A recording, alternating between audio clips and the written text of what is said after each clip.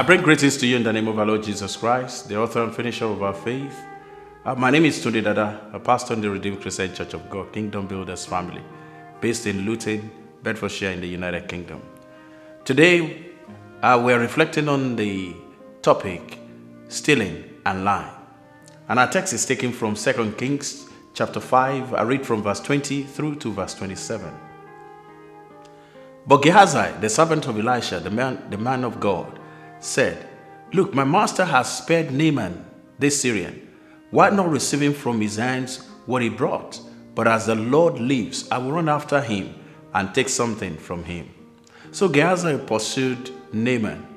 When Naaman saw him running after him, he got down from the chariot to meet him and said, "Is all well?" And he said, "All is well. My master has sent me, saying, Indeed, just now 2 young men of the sons of the prophets have come to me from the mountains of Ephraim. Please give them a talent of silver and 2 changes of garments." So Naaman said, "Please take 2 talents. And he urged him and bound 2 talents of silver in 2 bags with 2 changes of garments and handed them to 2 of his servants. And he carried them on ahead of him. When he came to the citadel, he took them from their hand and stored them away in the house. And he let the men go, and they departed. Now he went in and stood before his master. Elisha said to him, "Where did you go, Gehazi?" And he said, "Your servant did not go anywhere." Then he said to him, "Did not my heart go with you when the man turned back from his chariot to meet you? Is it time to receive money and to receive clothing, olive groves and vineyards, sheep and oxen, male and female servants?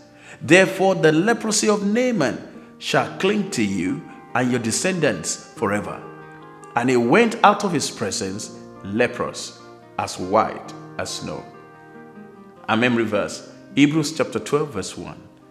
Therefore we also, since we are surrounded by so great a cloud of witnesses, let us lay aside every weight and the sin which so easily ensnares us, and let us run with endurance the race that is set before us.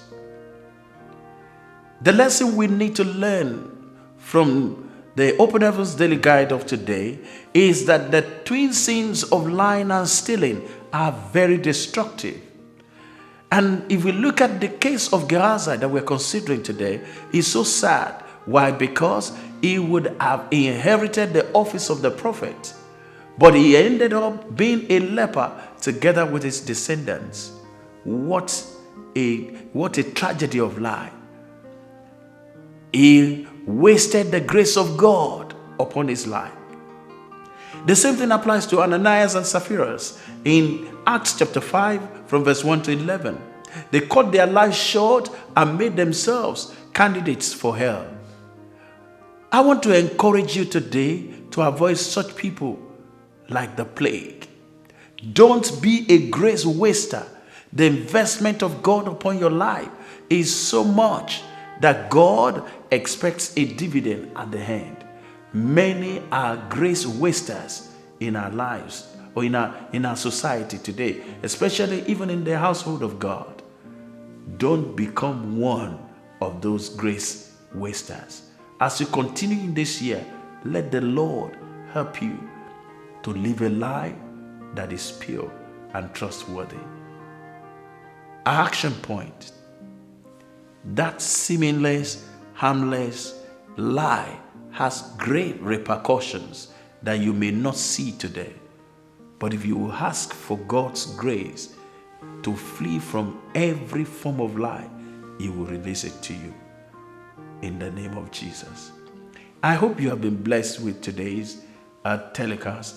I look forward to seeing you in the nearest future. Until then, shalom, peace, and glory. Bye for now.